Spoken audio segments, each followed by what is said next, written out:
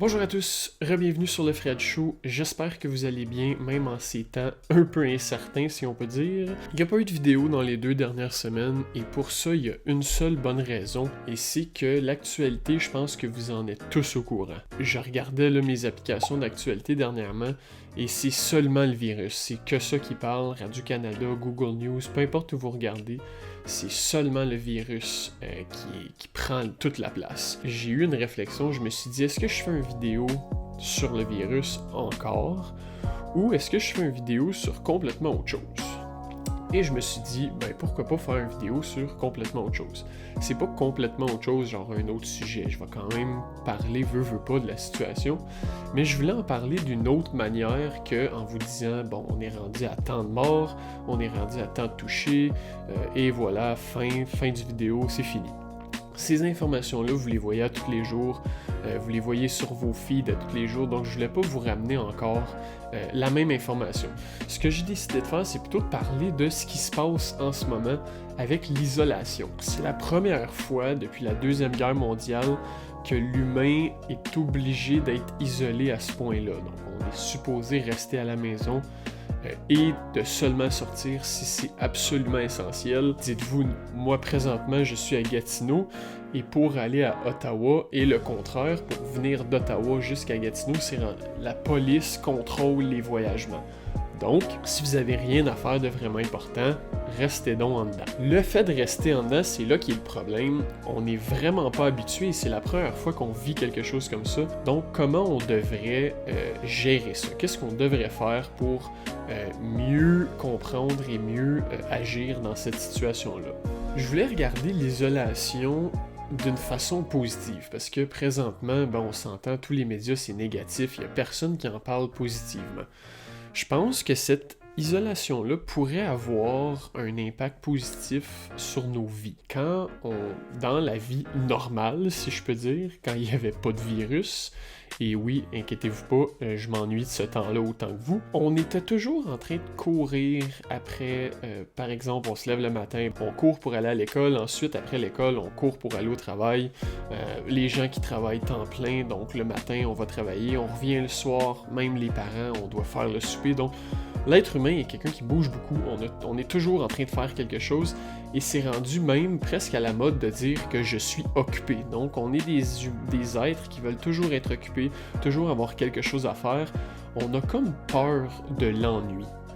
Mais est-ce qu'on devrait avoir peur de l'ennui? Ce que je veux dire, c'est que par exemple, on est toujours sur nos téléphones lorsqu'on attend en ligne parce qu'on trouve ça trop long, et on trouve ça presque weird de rien faire. Tu sais, d'être en ligne puis de juste être là, ça arrive pas vraiment. Les gens sont tous sur leur téléphone. À la maison, on est sur notre téléphone, sur notre lit, sur le divan, on scroll indéfiniment sur TikTok, Instagram, Facebook, Twitter, nommez-les, sont tous là. Et en ce moment, ils doivent être tous très contents que ça soit comme ça, parce que justement, tout le monde en ce moment est là-dessus. Je pense à Netflix qui ont dû baisser la résolution de leurs vidéos, YouTube aussi, parce qu'il y avait beaucoup trop de gens là-dessus. Donc, on cherche toujours une façon de se désennuyer, si on veut, à travers ces plateformes-là et à travers le téléphone cellulaire, l'ordinateur, les jeux vidéo, peu importe. C'est la raison pourquoi j'ai essayé de me tenir le plus loin possible de mon téléphone depuis que ça a commencé. C'est sûr, mon show, c'est un show d'actualité, donc je dois rester informé.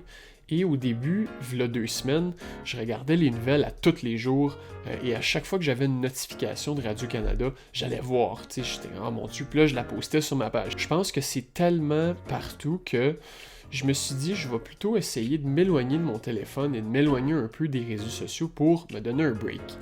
J'avais fait ça durant l'année scolaire, un 30 jours sans réseaux sociaux. Je vous suggère fortement de l'essayer. Ce que vous faites, c'est que pendant 30 jours, vous désinstallez Facebook, Instagram, Twitter, TikTok, Snapchat, peu importe. Vous les enlevez tous et pendant 30 jours, vous les avez pas sur votre téléphone et vous pouvez pas aller les visiter.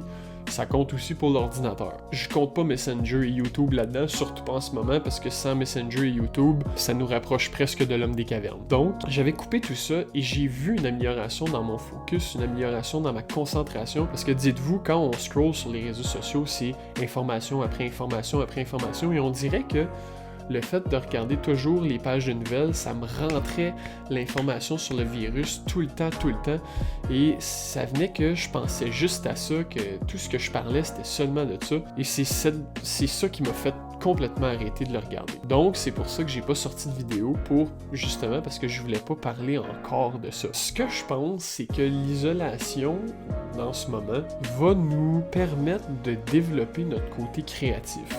Ce que je veux dire par là, c'est que là, présentement, on est forcé à rester à l'intérieur.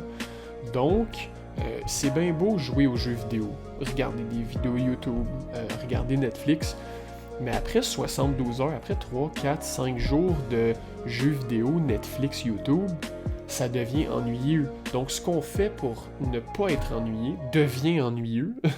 Qu'est-ce qu'on fait à ce moment-là? Ben, on essaie de trouver d'autres choses à faire. J'ai remarqué, probablement que vous allez le remarquer, vous avez peut-être déjà remarqué, sinon essayez-le. Durant la journée, autour de midi, mettons, là, regardez par la fenêtre, vous allez voir le nombre de gens qui prennent des marches est rendu incroyable. Oui, avant, il y avait certaines personnes, on en voyait qui joggaient, on en voyait qui marchaient, c'est normal. Mais là, je regarde dans mon quartier, et même tout à l'heure, j'ai été prendre une marche, on a croisé une famille de 6 qui prenait une marche, il y avait une madame qui joguait, il y avait environ 10 personnes juste en avant de nous qui marchaient, il y en avait probablement derrière nous aussi, donc les gens veulent tellement plus être à l'intérieur qu'ils sortent pour marcher, pour jogger, donc je pense que ça peut être bon pour notre physique aussi, parce que normalement on aurait été sur notre divan à écouter la télé pour ensuite aller se coucher, puis se lever, puis aller à l'école le lendemain matin.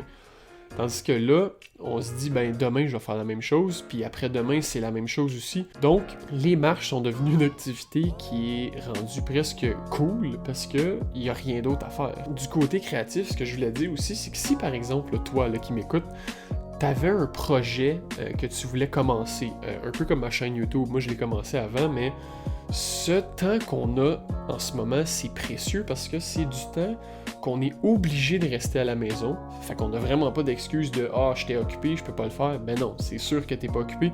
C'est sûr qu'en ce moment, t'es en isolation. Donc, je pense que c'est une bonne période pour commencer un projet que vous vouliez, mais que vous aviez jamais assez de temps. Commencer votre chaîne YouTube, commencer votre podcast, commencer votre blog, commencer votre whatever que vous avez envie de faire, de la photographie, de la name it, vous pouvez le faire, vous avez le temps pour. Donc voilà, c'est pour ça que je dis que ça va probablement éveiller notre sens créatif. Je pense aussi à TikTok. Je regarde les TikTok, c'est assez incroyable de voir que là, les gens n'ont pas le choix d'être créatifs pour leur TikTok, puisque tout le monde est dans la même situation. Tout le monde est chez lui, en train de faire rien. Donc, c'est le fun de voir les gens trouver des idées et évoluer par rapport à cette situation-là. Je voudrais faire une parenthèse puis remercier et féliciter tous les gens qui travaillent dans des services essentiels ou qui travaillent dans la santé.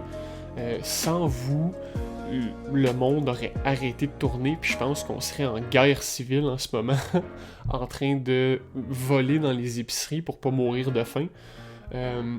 Le personnel de la santé, vous faites un travail exceptionnel. Nous, on est là à la maison. Notre seul but pour sauver le monde, c'est de rester à la maison et écouter Netflix.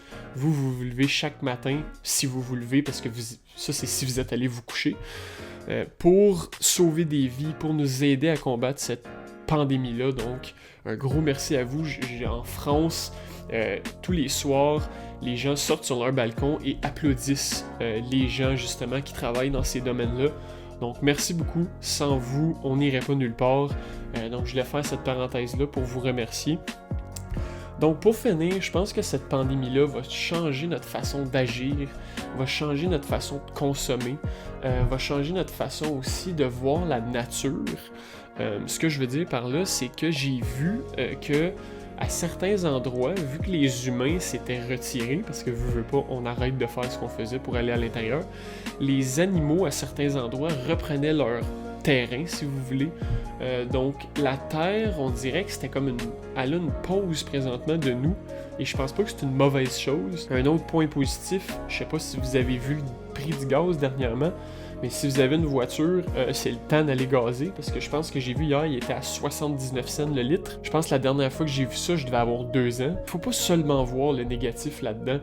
Ça va durer encore, j'ai vu ce matin, là, Justin Trudeau qui dit que ça va durer encore des semaines, voire mois. Donc, c'est le temps de créer, c'est le temps de peut-être appeler les gens que ça fait longtemps que vous n'avez pas parlé. Parlez-vous sur Skype, parlez-vous sur FaceTime. Vous n'êtes pas obligé d'être présents ensemble. Mais c'est une période qui va être difficile, c'est une période qui décès, si vous voulez, parce qu'on n'a jamais vécu ça. Mais je suis pas mal sûr qu'on va bien s'en sortir. Tout va bien aller, comme les gens marquent dans leurs fenêtres. Et sur ce, je vous laisse rester positif. Restez hydratés, mais surtout, lavez-vous bien les mains. À la prochaine fois. Salut!